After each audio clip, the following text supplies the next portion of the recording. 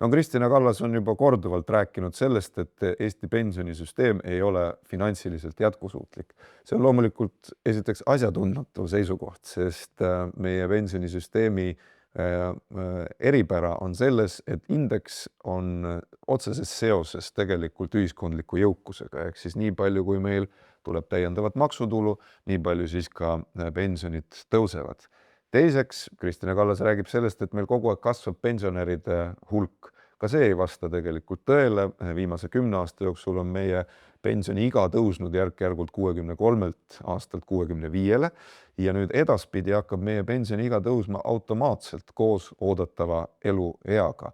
Mida see tähendab? See tähendab seda, et meie pensionisüsteem tegelikult on finantsiliselt jätkusuutlik ja tema tegelik probleem on rahvusvaheliste uuringute kohaselt selle sotsiaalne adekvaatsus ehk siis inimkeeli selle pensioni väiksus.